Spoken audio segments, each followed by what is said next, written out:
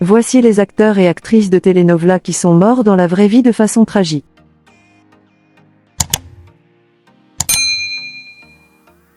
Numéro 1. Mónica Spear. Mónica Spear, 1984-2014, était une actrice, mannequin et ancienne reine de beauté vénézuélienne. Lauréate de Miss Venezuela 2004 et 4e dauphine à Miss Univers 2005. Elle s'est imposée comme l'une des stars de telenovela les plus prometteuses d'Amérique latine avant sa mort tragique, symbole de la violence endémique au Venezuela. Spear débute à la télévision en 2006 dans El Desprecio, puis accède à la notoriété grâce à Mi Prima Ciela 2007. Elle enchaîne avec des rôles majeurs dans Cal Luna, Cal Sol 2009 et La Mujer Perfecta 2010, où elle incarne une jeune femme atteinte. Mónica Spear demeure une icône de la télévision vénézuélienne, et une figure de courage. Son parcours continue d'inspirer, et sa mémoire est célébrée chaque année par sa famille et ses admirateurs. Numéro 2. Edith González.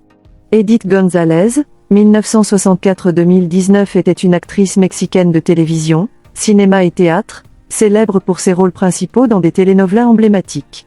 Véritable icône du petit écran latino-américain, elle a marqué des générations de téléspectateurs par sa présence charismatique et sa carrière prolifique de plus de 4 décennies. Sa fille Constanza, devenue son héritière universelle, projette de poursuivre son œuvre à travers une fondation dédiée à la recherche contre le cancer de l'ovaire.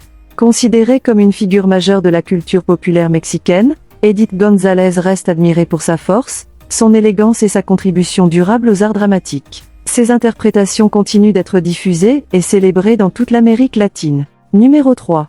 Sebastián Ferra. Sebastián Ferra, nom de naissance Roberto González López, 1978-2019 était un acteur mexicain de télévision et de théâtre. Il est surtout connu pour ses rôles d'antagoniste dans les telenovelas et séries à succès comme El Señor de los Cielos et El Yankee.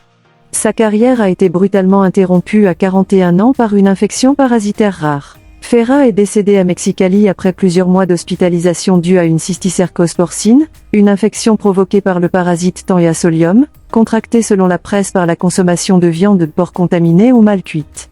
Cette maladie peut atteindre le cerveau et d'autres organes vitaux.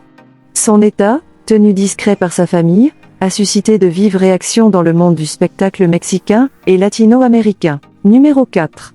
Hiromi Hayakawa. Marla Hiromi Hayakawa, Sala 1982-2010 était une actrice, chanteuse et doubleuse nippo-mexicaine connue pour son parcours à la télévision et au théâtre musical au Mexique.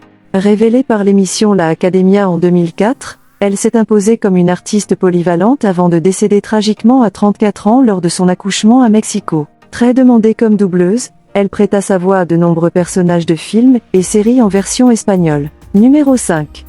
Libertad Lamarque.